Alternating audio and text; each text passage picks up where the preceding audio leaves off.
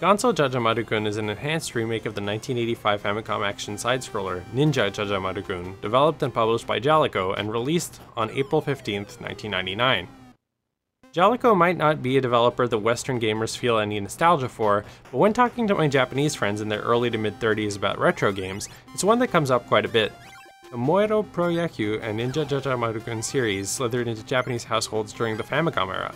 While I don't think anyone would say they've aged well enough to be called classics, there are many fond memories of these games lingering today.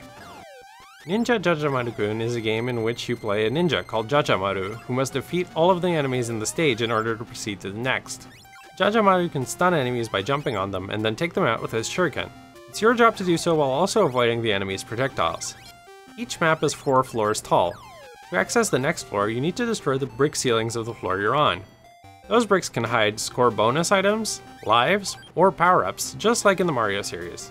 Collecting 3 power-ups will summon a giant frog for Jajamaru to ride on and eat up all the enemies with. There are only 3 different stages in the original game, and upon completion, you'll loop back to the first with the difficulty increased. So really, you keep playing the levels over and over again trying to beat the high score, as was typical of arcade games at the time. While most other ports and re-releases were quite faithful to the original, Gonso Jajamaru-kun adds some new spice to the formula. There's a hard checkpoint every 4 stages where an optional mechanic from the Famicom version, collecting the cherry blossoms thrown by Princess Sakura at the top of the screen, is made mandatory.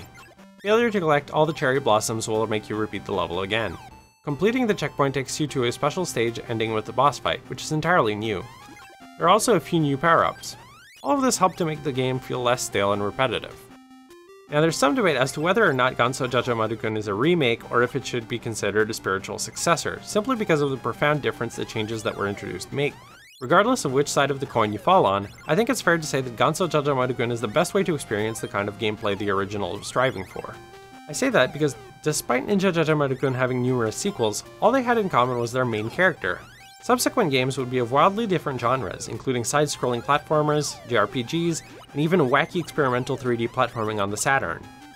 Gonso Jajamaru-kun would be the only time Jaleco would revisit the original formula in a standalone game before facing its demise.